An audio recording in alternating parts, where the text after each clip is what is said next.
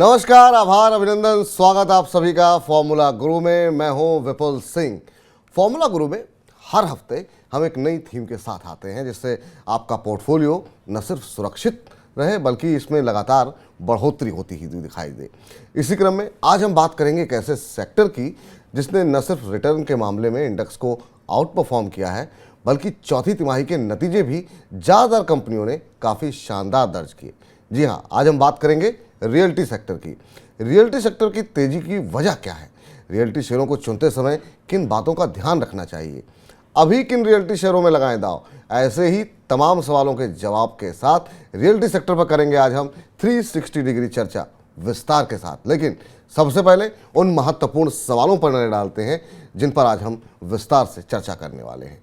तो एक एक करके वो तमाम सवाल आपकी स्क्रीन पर आएंगे। तो सबसे पहले हम आपको बता दें कि इस साल रियल एस्टेट सेक्टर के आउट परफॉर्म करने के बड़े कारण क्या रहे हैं, आखिर में क्या वजह रही जिसकी वजह से हम देख रहे हैं कि शानदार रिटर्न रियल्टी इंडेक्स में देखने को मिला है। क्योंकि 2% के आसपास का रिटर्न जो है अगर हम देखें एक महीने में तो देखने को मिला है निफ्टी के अंदर, और वहीं रियल एस्टेट की बात करें तो यहाँ पर शानदार तेजी देखने को मिली है। क्या कुछ बड़े कारण हैं, समझेंगे आज के हमारे फॉर्मूला गुरु से।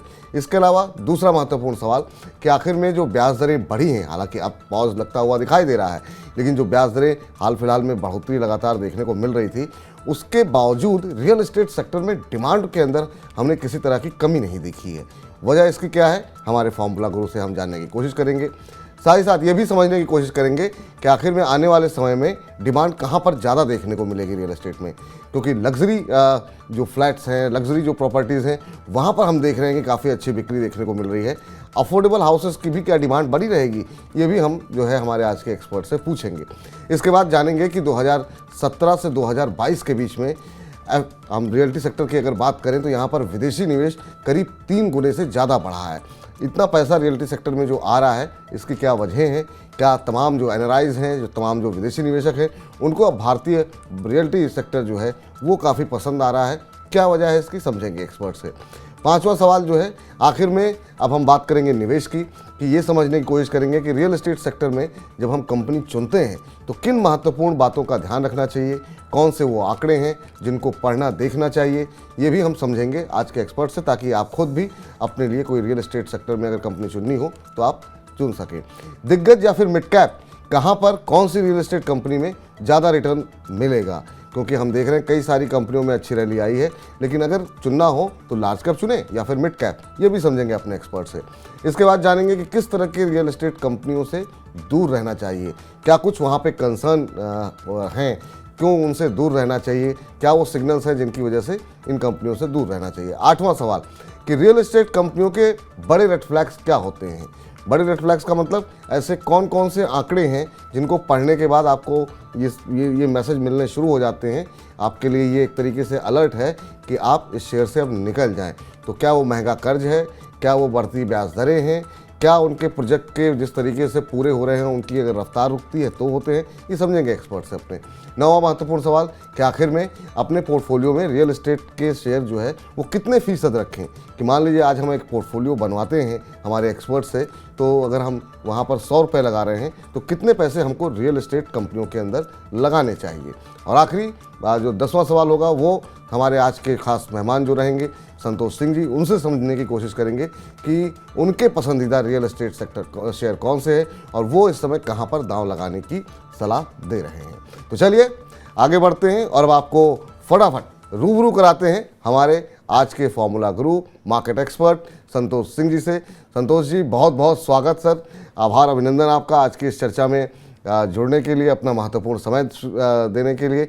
आज की चर्चा शुरू करें, आज के विषय पर हम आएँ उससे पहले सर जानना चाहेंगे बाज़ार पर आपकी राय क्या होगी आने वाले समय में। अगले अगर हम 2, 4, 6 महीने की बात करें या 1 महीने की बात करें तो बाज़ार की दिशा को आप किस तरीके से पढ़ रहे हैं, देख रहे हैं?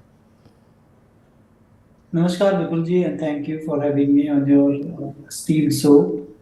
देखिए, सबसे पहली चीज जैसे आपने पूछा कि बाजार किस तरह से दिख रहा है, तो बाजार जो पिछली अभी जस्ट रिसेंट जो हाई बने थे 18,660 के आसपास, एकदम रिसेंट हाई की मैं बात कर रहा हूँ, और वो एक थोड़ा सा हैंगओवर है क्योंकि ऑप्शंस में भी देखेंगे तो 18,600 के आसपास ओवर कंसंट्रेशन कॉल साइड में ज्यादा है, जिसके कारण कि ये एक हैंगओवर सा है। लेकिन अगर आप पूरे ओवरऑल मार्केट की डेप्थ की बात करें तो काफी हेल्दी है कुछ दिनों से ये डेप्थ, जिसके कारण कि हम देख रहे हैं कि मार्केट में बहुत सारे चीजें जो है वो बढ़ रही हैं। तो जब तक मुझे लग रहा है कि 18,660 मार्केट नहीं निकाल लेता है तब तक हो सकता है कि साइडवेज हम जो चलते रहें। लेकिन बहुत इम्पोर्टेंट होगा देखना कि फ्यूचर साइड्स पे अगर 18,480 या फिर 18,400, ये एक बैंड है निचले स्तरों पे जहां पर कि मार्केट को सपोर्ट मिल रहा है। और अगर any way by any mean अगर ये टूट जाता है सपोर्ट, तब थोड़ी दिक्कत हो सकती है। और उस समय में जो भी लॉन्ग साइड्स में हों आप सतर्क रहें या फिर लिक्विडेट करें, क्योंकि उसके बाद हो सकता है कि मार्केट जो है एक करेक्टिव फेज में चला जाए, क्योंकि वहां पर बहुत सपोर्ट है, रोल ओवर्स आए थे वहां पर। तो इन सारी चीजों को ध्यान रखते हुए मुझे लगता है कि 18,400, 18,480 ये जोन को ध्यान रखें फ्यूचर साइड पे। स्पॉट में आप देखें 18,660 ऊपर किस तरह से मार्केट निकलता है, और जब तक नहीं निकलता मुझे लगता है कि ये तकरीबन जो है 200-250 पॉइंट्स के रेंज हैं जिसके बीच निफ्टी अभी स्टक हो रखा है। ठीक है, तो ये एक रेंज है जिसमें बाजार जो है इस समय फंसा हुआ है, लेकिन 18,660 अगर मजबूती से टूटता है तो बाजार में नई तेज़ी बनेगी। और नीचे की तरफ आपको 18,480 पर ध्यान रखना होगा कि अगर ये सपोर्ट टूटता है तो फिर बाजार जो है दबाव यहाँ पर देखने को मिल सकता है। चलिए वापस लौटते हैं अपनी थीम के ऊपर और एक एक करके सर आज हम चाहेंगे कि एक मंथन करके हम रियल एस्टेट सेक्टर पे अच्छी अच्छी कंपनियां जो है आपके माध्यम से निकालें, एक एक करके तमाम सवाल आपसे पूछें। उससे पहले ज़रा चार्ट देखिए और ये हम जानने की कोशिश करेंगे कि आखिर में ये चर्चा हम कर क्यों रहे हैं। तो जिस तरीके की रैली रियल एस्टेट सेक्टर में देखने को मिली है, आप एक एक करके देखिए। एक महीने के अंदर हम देख रहे हैं कि डीएलएफ के अंदर करीब 13-14% के आसपास का रिटर्न आता हुआ दिखाई दिया। इसके अलावा जरा कुछ एक और कंपनियों की बात करें जहां पर हम देख रहे हैं काफ़ी शानदार रैली देखने को। गोदरेज प्रॉपर्टीज में 6% से ज़्यादा का रिटर्न जो है आता हुआ दिखाई दिया एक महीने के अंदर। और बाकी कंपनियां ओबेरॉय रियल्टी में भी हम देख रहे हैं 4-5% का रिटर्न जो है यहाँ पर देखने को मिला हुआ है। इसके अलावा प्रेस्टीज एस्टेट की बात करें तो यहाँ पर भी 6% से ज़्यादा की तेज़ी देखने को मिली है। और ये तमाम जो एक्सपर्ट हैं वो ये भी कह रहे हैं कि शोभा डेवलपर 16% का रिटर्न यहाँ पर देखने को मिला है। तो काफ़ी अच्छी तेज़ी यहाँ पर देखने को मिली है। बहुत सारे खबरें भी हैं जहाँ रियल एस्टेट सेक्टर को लेकर के कमर्शियल क्षेत्र के मुकाबले आवासीय क्षेत्र यहाँ पर काफ़ी अच्छा प्रदर्शन करता हुआ दिखाई दे रहा है। घरों की जो इन्वेंट्री है वो 13 महीनों के लिए की मांग के लिए पर्याप्त है। तो अच्छी इन्वेंट्री है, अच्छी डिमांड भी है। तो ये दो महत्वपूर्ण ट्रिगर देखने को मिल रहे हैं। तीसरा, अब चूंकि ब्याज दरें थमती हुई दिखाई दे रही हैं। इसके अलावा कुछ एक रिपोर्ट्स भी आई हैं। आईबीएफ का मानना ये है कि 2030 तक 1,000 बिलियन डॉलर का हो जाएगा रियल एस्टेट बाजार भारत का। तो बहुत सारी पॉजिटिव बातें यहाँ पर निकल करके आ रही हैं। जो कुछ कानूनों में बदलाव हुआ है वो भी जो है रियल एस्टेट को मजबूती देता हुआ दिखाई दे रहा है। 2017 से 2022 के बीच में हमने देखा है कि 3 गुने से ज़्यादा विदेशी निवेश यहाँ पर आता हुआ दिखाई दिया है। तो ये वो तमाम फैक्टर्स हैं जिसकी वजह से जो है हम देख रहे हैं कि एक सकारात्मक रुख बना हुआ और आगे भी तेज़ी बनने रहने की संभावना है। आपको बता दें कि 3 गुना निवेश बढ़ करके 2660 करोड़ डॉलर रहा है ये 2017 से 2022 तक। अभी भी विदेशी निवेशक बुलिश हैं। तो ये वो तमाम फैक्टर्स हैं जिसकी वजह से आज हम रियल एस्टेट पे बात कर रहे हैं। अब एक एक करके सवाल लेकर के आते हैं और सर से पूछते हैं। पहला सवाल यही होगा सर कि जिस तरीके की आउट परफॉर्मेंस यहाँ पर देखने को मिली है रियल एस्टेट की तरफ से, इसके बड़े कारण कुछ एक कारणों पे हमने चर्चा की। आप बड़े कारण क्या मानते हैं इसके? देखिए, मुझे लगता है कि थोड़ा सा रेट्रोस्पेक्ट देखना पड़ेगा, क्योंकि सरकार ने जब इसमें रेगुलेशंस लाई थी रेरा करके, वो एक बहुत बड़ा जो है ट्रांसफॉर्मेशन की तरह यूज हुआ कि जब डिमांड आई है जो है रियल एस्टेट सेक्टर में, और वो भी कोविड के बाद आप देखेंगे लोगों का जो है आउटलुक टूवर्ड्स जो है लिविंग स्टैंडर्ड काफी बदला है। लोग अब पैसे ज्यादा खर्च कर रहे हैं, इसलिए आप देखेंगे कि रेसिडेंशियल डिमांड काफी बढ़ी है। और धीरे धीरे अब चूंकि इकोनॉमिक एक्टिविटी भी बढ़ती जा रही है, तो जिसके कारण कि जो वर्क फ्रॉम होम थे वो धीरे धीरे कन्वर्जन भी हो रहा है कि वो ऑफिस आने लगे हैं लोग। और चूंकि इंडिया एक तीसरी इकोनॉमी होने की बात कही जा रही है 2030 तक, तो उसमें इकोनॉमिक एक्टिविटी बढ़ेगी तो ऑफिस स्पेस जो है वो उसका भी जो है कहने की डिमांड काफी रहने वाली है। ये है, और लोगों का परसेप्शन टुवर्ड्स जो है अपने घर के लिए वो काफी चेंज होते हुए दिख रहा है। और लोग owning a house then renting जो है हाउस तो ये जो चीज़ है, ये बेसिक चीज़ जो चेंज हुई है लोगों के परसेप्शन में, मुझे लगता है कि वो एक बड़ी चीज़ है। और हाल फिलहाल अगर आप 3 महीने से देखें, जी। जब से कि हमारे यहाँ तकरीबन जो रेट पॉज हुआ है, आरबीआई ने रेट पॉज किया है, उसके बाद अगर हम आउट परफॉर्मेंस देखें निफ्टी के बनस्पत, तो काफी अच्छा रहा है। मोर देन 10% के करीब रियल एस्टेट सेक्टर में के इंडेक्स में हमने देखा है कि बढ़त बिल्कुल। देखी है। तो ये तमाम कुछ रीजन रहे हैं। और साथ ही अगर आप देखें कि इंफ्रास्ट्रक्चर में सीमेंट के प्राइसेस और रिलेटिवली स्टील के प्राइसेस, जो कि इंफ्रास्ट्रक्चर को बिल्ड करने के लिए लगते हैं, रियल एस्टेट को बिल्ड करने के लिए लगते हैं, थोड़े से प्राइसेस सॉफ्ट हुए हैं स्टील में। जी। अभी सीमेंट में तो उतने ज्यादा नहीं है, लेकिन हाँ, इनके इनपुट कॉस्ट मटीरियल भी कमी थोड़ी आई है। ये तमाम चीजें हैं, मतलब चौतरफा कह लें कि एक तरह से इस सेक्टर के लिए अच्छा है। और आप देखें कि जैसा आप बता रहे थे कि 13 महीने के निचले स्तरों पर इनकी इन्वेंट्री भी चली गई है, जो कि हिस्टोरिक है एक तरह से। और बिल्कुल। आप देखें कि देश का जो पश्चिमी हिस्सा है, वहां पर आप मुंबई की बात कर लें, पुणे की बात कर लें, या फिर अगर आप ईस्टर्न साइड पे देख लें कोस्टल में, तो हैदराबाद के पास के एरियाज में काफी बड़ी जो है बढ़त हुई है, देखने को मिली है कि लोगों ने वहां पर रियल एस्टेट खरीदे हैं। जो कि एक जो है ट्रेडिशनली कह लें कि रियल एस्टेट का मार्केट रहा है, और वहां पर भी जो है डिमांड काफी उभर कर आई है। आने वाले दिनों में जैसा इकोनॉमिक जी। एक्टिविटी पैक्ट है, मुझे लगता है कि ये डिमांड बनी रहेगी। तो यहाँ पर चुनिंदा शेयर्स को आपको ध्यान रखना चाहिए। और इंटरेस्ट रेट के बढ़ने के कारण एक जो चीज देखने को मिली है कि जो जी। अफोर्डेबल हाउसिंग सेगमेंट है, वहां पर थोड़ी सी जो है कह लें कि दिक्कत हुई है, क्योंकि इंटरेस्ट रेट जब भी बढ़ते हैं तो जो है जो लेते हैं वो एक कॉस्ट अपना देखते हैं, और बिल्कुल। अफोर्डेबल हाउसिंग में ये थोड़ी सी पेन देखने को मिला है। लेकिन हिस्टोरिकली अगर आप देखेंगे तो इंटरेस्ट रेट अभी भी काफी लो है। गोइंग फॉरवर्ड अगर यहाँ पॉज होता है या फिर नीचे होते हैं इंटरेस्ट रेट, तो ये इस सेक्टर के लिए काफी बड़ा जो है ट्रिगर, जो है अपसाइड ट्रिगर के वो जी। कर सकता है। तो ये कई सारे फैक्टर्स हैं जिसकी वजह से जो है हम देख रहे हैं कि ये कई सारे जो फोर्सेस हैं मिलकर के रियल एस्टेट को चलाने का काम कर रही हैं। और आगे भी संतोष जी का मानना ये है कि सकारात्मक चीज़ें जो हैं वो इस सेक्टर के लिए निकल करके आती हुई दिखाई दे रही हैं। सर, हम अभी ब्याज दरों का आपने जिक्र किया, लेकिन इंटरेस्ट रेट बढ़ने के बावजूद जो डिमांड थी उस तरीके से घटी नहीं। निश्चित रूप से थोड़ा सा अफोर्डेबल हाउसिंग पे जो है असर पड़ा जिसका आप जिक्र कर रहे हैं, लेकिन हमने देखा कि उसकी भरपाई वो लग्जरी सेगमेंट से होती हुई दिखाई दी। लोगों ने इस दौरान, बहुत सारी कंपनियों ने लग्जरी अपार्टमेंट्स बहुत महंगे महंगे वाले, जहाँ पे मार्जिन्स भी काफ़ी बेहतर होते हैं, खूब बेचे, रिकॉर्ड लेवल पे सेल्स हुई। इसके क्या कारण मानते हैं आप? देखिए, जैसा कि आप एक चीज देखो कि जहाँ पर इंडिया का वो तबका जहाँ जहाँ जिनकी आमदनी थोड़ी ज्यादा है, एबव एवरेज है, वहां पर एक तो आप देख लें कि लोग प्राय सॉफ्टवेयर सेक्टर में हैं या फिर किसी ऐसे बिजनेस सेगमेंट में हैं कि जहाँ पर बिजनेस इनकम काफी ज्यादा हुई है। तो जब कभी भी आपकी इनकम होती है तो आप डिस्क्रिशनरी स्पेंडिंग के लिए जाते हो, और उसमें हाउसिंग, क्योंकि अगर एक चीज विपुल जी जो सबसे बड़ी चीज उभर के आई है कोविड के बाद, कि लोगों का अपने जीवन के प्रति जो परसेप्शन है वो काफी चेंज हुआ है। लोग पहले संजो के रखते थे पैसा और फ्यूचर जो है कंटिजेंसी, अब भी ऐसा मानते हैं कि पता नहीं जीवन रहे ना रहे, हमें अभी उसका यूज करना है। तो ये जो सारी चीज परसेप्शन टूवर्ड्स लाइफ जो चेंज हुई है, मुझे लगता है वो ज्यादा चेंज हुई है लग्जरी सेगमेंट की तरफ। तो वहां जी। पर लोग जो है खर्च कर रहे हैं, काफी हाथ खोल के ठीक। खर्च कर रहे हैं, और इसीलिए हमने देखा है कि इसकी जो है डिमांड काफी रही है। तो परसेप्शन बेसिकली चेंज हुआ है, जिसके कारण कि मुझे लगता है कि और थोड़ी कमाई भी उनकी बढ़ी है, क्योंकि आप आईटी सेक्टर में देख लें या फिर और बड़ी जगह जहां पर भी इंडस्ट्रीज में कमाई हुई है, और फॉर्मलाइजेशन ऑफ इकोनॉमी बहुत ज्यादा हुई है। कोविड के बाद सारी चीजें ऑनलाइन हुई हैं।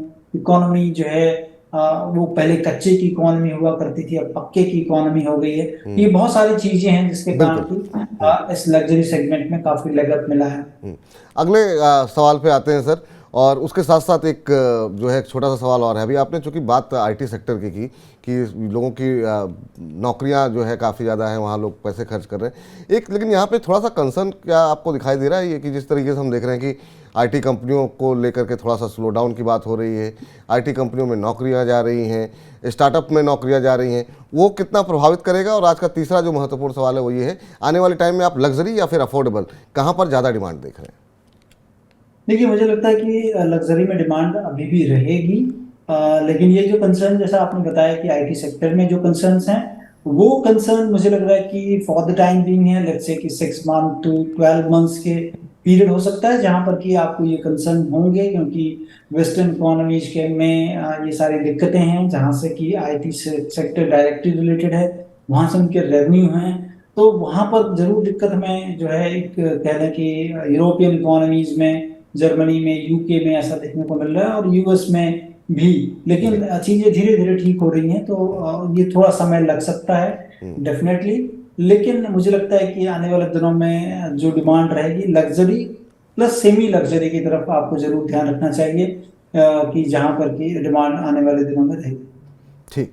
अभी चूंकि हम लोग जिक्र कर रहे थे विदेशी निवेश का, आज का चौथा सवाल भी यही है सर। 2017 से 2022 के बीच में अगर रियल एस्टेट सेक्टर की बात करें तो यहाँ पर हमने देखा कि 3 गुने से ज़्यादा का निवेश यहाँ पर आता हुआ दिखाई दिया है। और अभी हाल फिलहाल में एक रिपोर्ट भी आई है, और ये कॉलियर्स की तरफ से रिपोर्ट जारी की गई, और उनका कहना ये है कि ये जो है आंकड़ा 2022 तक 2660 करोड़ डॉलर तक पहुंच गया है। और अभी भी हम देख रहे हैं कि तमाम एनराइज का इंटरेस्ट जो है वो भारत की तरफ अब काफ़ी तेज़ी के साथ बढ़ रहा है। बहुत सारे लोग ऐसे भी हैं जो अब दोबारा जो है अपना जीवन जो है, जीवन के आखिरी पल जो है वो यहाँ पे प्रॉपर्टी खरीद के यहाँ पे बसना चाह रहे हैं, जिन्होंने नौकरी सारा जीवन की। तो ये कारण क्या मान रहे हैं कि इतनी तेज़ी के साथ भारत के रियल एस्टेट को लेकर के काफ़ी पॉजिटिव जो माहौल देखने को मिल रहा है और जो विदेशी निवेश बढ़ रहा है?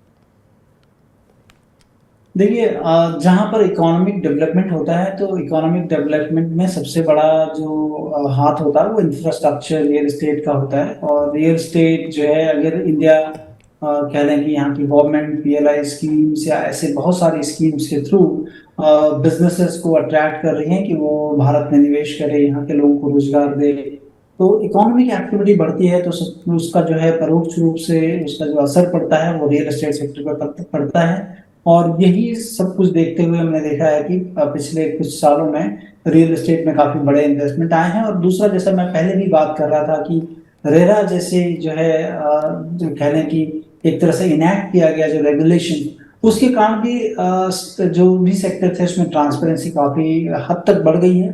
और विदेशी निवेश जब कभी भी होता है किसी भी सेक्टर में, तो आप देखें कि उस जगह काम करने के लिए उनको एक रेगुलेशन जो है वो डायरेक्शंस काफी जो है साफ सुथरा और सही दिखना चाहिए। और कोई चीजें अगर गलत होती हैं तो उसको जो है कानून की तरह से उसको हैंडल करना चाहिए। तो वो सारी चीजें अब इन प्लेस हैं, जिसके कारण कि ये बढ़ावा मिल रहा है। और इकोनॉमिक एक्टिविटी जो है एक जो है वो कह लें कि एक रीजन है ही है, जो कि कह लें कि इसमें इन्वेस्टमेंट के लिए लोगों को आकर्षित करता है कि आने वाले दिनों में रिटर्न ऑन इन्वेस्टमेंट जो होगा वो काफी अच्छा हो सकता है इस सेक्टर में।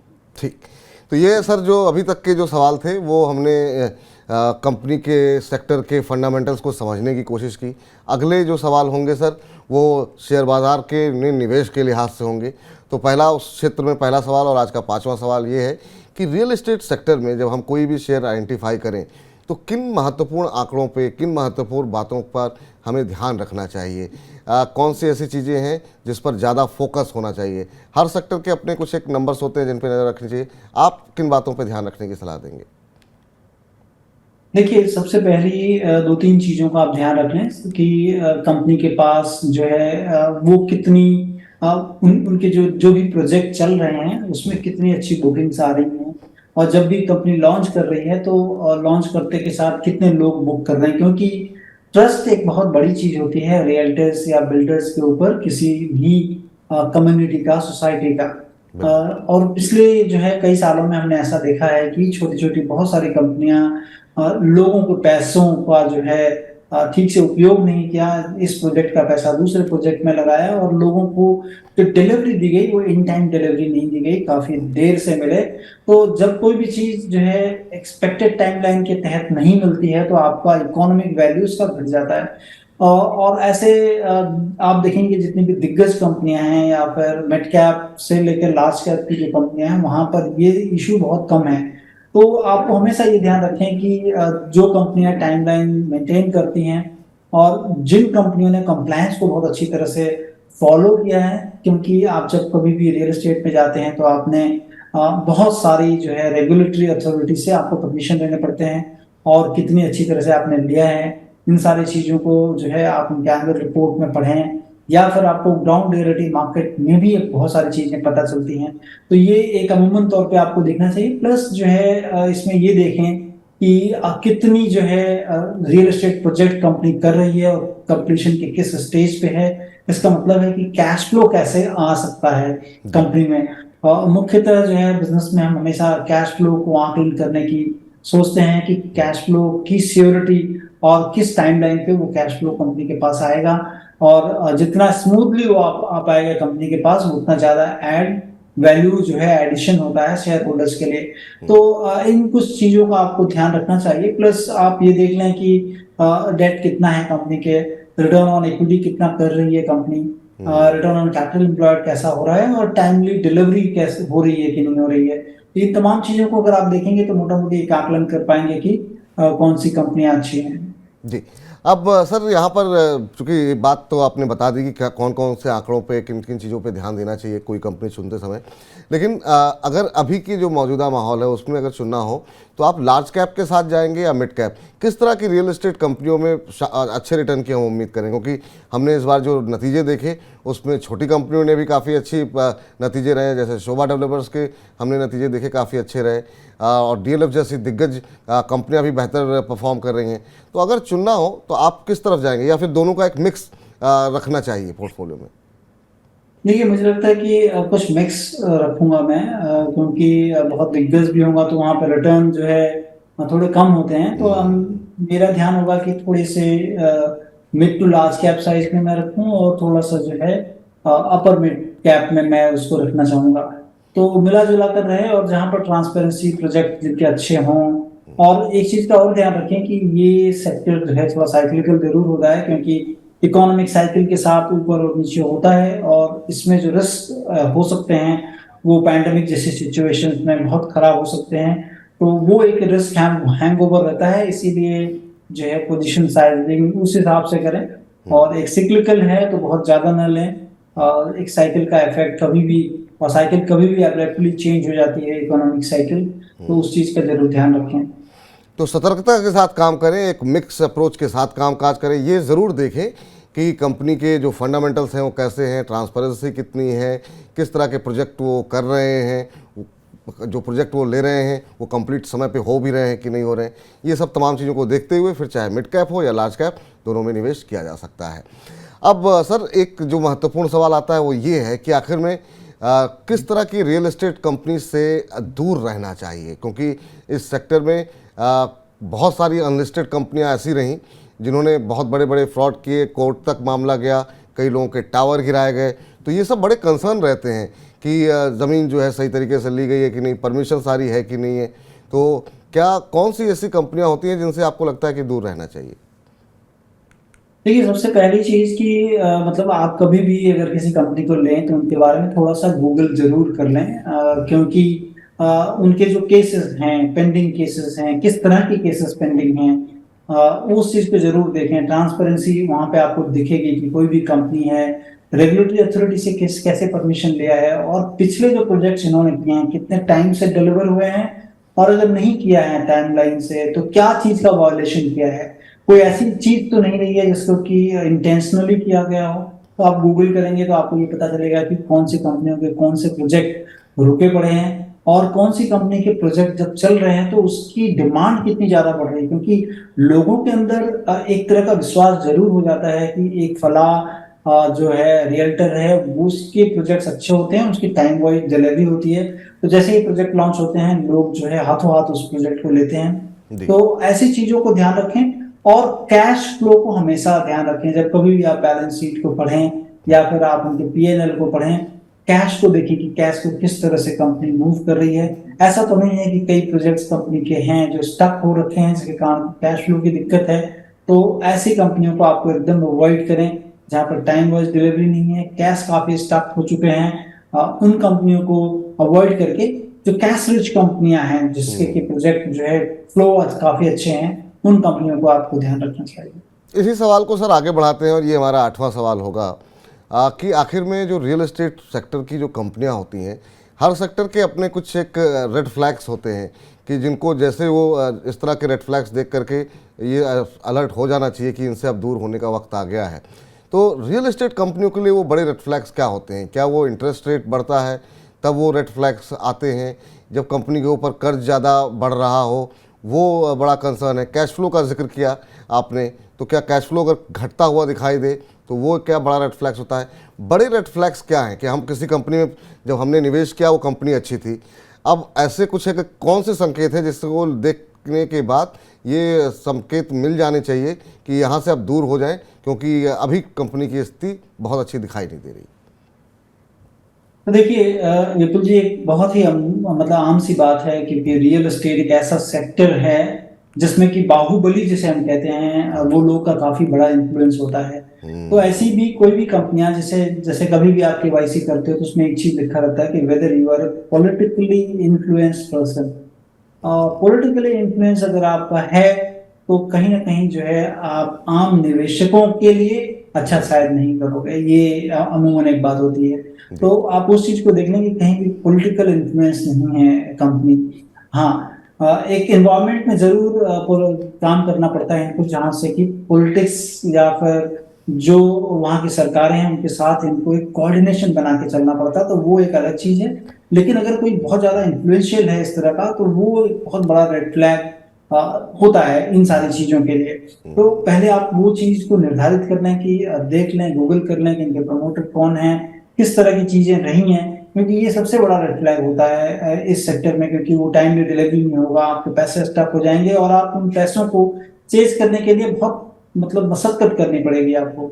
इन तमाम चीजों को देखें और अगर आपको कोई भी चीज दिखती हो इस तरह से तो जो है आप वहां से निकल लें, क्योंकि और प्रोमोटर की इंटीग्रिटी बहुत ही इंपॉर्टेंट चीज होती है इसमें। क्योंकि हमारे सामने जितने भी इसके पहले जो भी रियल एस्टेट में कंपनियां थी, जैसे यूनिटेक की बात कर ले, वहां पर बहुत सारे इश्यूज हुए, उनके कई डायरेक्टर्स को जेल जाना पड़ा और ये तमाम चीजें हुई। और पहले ये सेक्टर माना जाता था कि लोग अपने जो कह रहे हैं कि अनअकाउंटेड मनी को पार्क भी करते थे। तो उस तरह से भी ये एक सेक्टर जो है वो पूरा कह रहे हैं कि ब्लैक स्पॉट था। लेकिन धीरे धीरे डेटा के आने के बाद ये सारी चीजें क्लीन हुई हैं। तो आप थोड़ा गूगल करें और इसके बारे में जानें तो शायद जो है आपका इन्वेस्टमेंट थोड़ा रिलेटिवली सेफ हो सकेगा। ठीक। अब आखिरी के दो सवाल हैं सर, जो है वो काफ़ी महत्वपूर्ण है, क्योंकि बहुत सारे दर्शक जानना आप चाहेंगे कि कहाँ निवेश करना चाहिए, किन पैसों किन शेयर में दांव लगाएं। तो नवा सवाल तो ये होगा सर कि जैसा आपने बहुत सारी पॉजिटिव बातों के साथ बहुत सारे कंसर्न भी बताए इस सेक्टर को लेके, तो अपने पोर्टफोलियो में रियल एस्टेट सेक्टर का कितना हिस्सा होना चाहिए? 100 रुपये अगर लगाने हो, मान लीजिए 1 लाख रुपए का पोर्टफोलियो बना रहे हैं, तो कितना हिस्सा आपको लगता है कि रियल एस्टेट कंपनियों को दिया जाना चाहिए एक आदर्श स्थिति में? देखिए, एक आदर्श के रूप में अगर जाएंगे तो नॉट मोर देन 10%, लेकिन मुझे लगता है थोड़ा और कम करें, इसमें तकरीबन 7-8% रखें रियल एस्टेट में, क्योंकि एक सिक्लिकल सेक्टर है और सिक्लिकल सेक्टर में अगर आप पैसे रखते हैं तो कम ही रखें। से साइकिल जब अपनी नीचे होती है तब मैं कहूंगा कि आप तब उस समय थोड़ा बढ़ा लें, फिर भी नॉट मोर देन 15%, क्योंकि ये सेक्टर जो है वो थोड़ा जो है डाइसी रहता है। नंबर्स कब चेंज हो जाएंगे मुश्किल है, इसलिए कम रखें इस सेक्टर में पूरे पोर्टफोलियो के एलोकेशंस के लिहाज से, क्योंकि इसकी वल्नरेबिलिटी जो है वो इकोनॉमिक साइकिल के साथ बहुत ज्यादा होती है, जिसके कारण कि और काफी इन दिनों काफी बढ़ चुके हैं। तो इसीलिए जब कोई भी चीज काफी ज्यादा लेगअप हो जाती है और ये कोई अब छुपी हुई न्यूज मतलब नहीं है एक तरह से आपके पास, तो मैं कहूंगा कि धीरे धीरे फिर इन्वेस्टमेंट करें, स्टेगर्ड वे में करें, थोड़ा थोड़ा ही देख कर करें। तो 7-8% अभी की स्थिति को देखते हुए, लेकिन जब बाजार शेयर गिरते हैं, बाजार गिर रहा है और चूंकि एक समय समय पर इसमें परिवर्तन होते रहते हैं, तो फिर मैक्सिमम अधिकतम जो है आप अपने पोर्टफोलियो में 15% तक जो है रियल एस्टेट कंपनियों में निवेश कर सकते हैं। आखिरी सवाल ये सर कि अभी चूंकि माहौल बना हुआ है, मौजूदा माहौल में संतोष जी के पसंदीदा रियल एस्टेट सेक्टर के शेयर पसंदीदा कौन से हैं, कौन सी वो कंपनियां हैं? क्या बहुत सारे शेयर आप पे दांव लगाना चाहेंगे या गिने चुने 2-3 शेयर आप पे खेलना चाहेंगे? क्या सलाह रहेगी आपकी? मैं गिने चुने लोगों के साथ जाना चाहूंगा जहां पर थोड़ी हिस्ट्री, और जैसा मैं बता रहा था कि लग्जरी टू मिड सेगमेंट में, तो लग्जरी सेगमेंट में ओवरऑल रियलिटी है एक मुझे काफी अच्छा पसंद है। इसमें ओवरऑल रियलिटी है, थोड़ा ही लें यहाँ पर क्योंकि काफी अभी इन दिनों बढ़ा हुआ है। इसमें कोई भी करेक्शन आता है तभी आप इसमें एंटर करें। दूसरी जो मेरी पसंद होगी इसमें प्रेस्टीज जो है रियल एस्टेट की है, जो साउथ का एक प्लेयर है। वो एक मिड सेगमेंट का प्लेयर है, जहां पर कि कह लें कि affordable housing to mid category में बेचते हैं ये, और इनका 7,000 8,000 के आसपास पर स्क्वायर फीट एवरेज रियलाइजेशन है। ओवरऑल रेटिंग तो काफी ज्यादा है, वो करीब करीब 20 से 30 हजार जो है रुपए प्रति स्क्वायर फीट पे बेचते हैं वो। जी और उसके बाद अगर मॉल्स के स्पेस में मुझे जो अच्छी कंपनी लगती है वो फिनिक्स मिल बोल के एक कंपनी है। तो ये कंपनियां हैं but not at these level, I am not comfortable though we are holding these company, but लेकिन आपको निचले स्तरों पर ध्यान रखना चाहिए, इन स्तरों पे largely by and large avoid करें, और करेक्शन में अगर सस्ते दामों पर उपलब्ध होती हैं आपको तो डेफिनेटली सोचें उस समय। तो आज की इस चर्चा का जो सार निकला है वो 3 कंपनियां निकली हैं जो कि संतोष जी को पसंद आ रही हैं। जरा उनको एक बार फिर से दिखा दीजिए। ओबेरॉय रियल्टी है, प्रेस्टीज एस्टेट है, और इसके अलावा फिनिक्स मिल पे खरीदारी करने की सलाह यहाँ पर निकल करके आती हुई दिखाई दे रही है। तो ये आपके स्क्रीन पर अभी 980 के आसपास शेयर ट्रेड कर रहा है। प्रेस्टीज एस्टेट 522 के आसपास चल रहा है। इसके अलावा फिनिक्स मिल में भी खरीदारी की सलाह है। संतोष जी, आज के इस कार्यक्रम में आप जुड़े, अपना महत्वपूर्ण समय दिया, और पूरे सेक्टर के बारे में हर पहलू पे हमने कोशिश की कि आपसे सवाल पूछें, और आपने विस्तार पूर्वक उत्तर दिया। हमको लगता है बहुत कुछ हमारे दर्शक जो होंगे वो समझेंगे इस सेक्टर को, और जो रणनीति आपने बनाई है उस रणनीति के तहत साथ जो है इसमें निवेश करके अच्छे रिटर्न भी हासिल करेंगे। बहुत बहुत शुक्रिया सर, बहुत बहुत धन्यवाद। कोई disclosure? Thank you very much Vipul ji. जो भी चीज हमने आपसे डिस्कस की है, सिमिलर काइंड ऑफ चीज जो है हम अपने पोर्टफोलियो पर भी इसी तरह से किया हुआ है ऑलमोस्ट। और ओवरऑल रियलिटी जो है हम लोग के पोर्टफोलियो में है। दूसरी और जो कंपनियां हमने बताई हैं उसको लेने की सोच रहे हैं, but not at these level, but lower level पे हम डेफिनेटली उसके बारे में सोचेंगे। जी चलिए, धन्यवाद सर। चलिए, फिलहाल फॉर्मूला गुरु को अब समेटने का वक्त हो गया है। उम्मीद है रियल्टी सेक्टर की रियल्टी आपको पता लग गई होगी, और अपने अपने निवेश को आप सुरक्षित तरीके से करेंगे। और कहीं कोई शंका हो, आशंका हो, तो दोपहर 1 से 2 हमारे साथ रोज़ जुड़िए, और 9311121874 पे अपना प्रश्न भेजिए, और हमारे दर्शक, हमारे एक्सपर्ट जो है आप तमाम दर्शकों के प्रश्नों के उत्तर देंगे। फॉर्मूला गुरु में इतना ही, लेकिन तमाम जेब से जुड़ी खबरों के लिए आप लगातार मनी 9 के साथ बने रहिए। मुझे इजाज़त दीजिए, नमस्कार।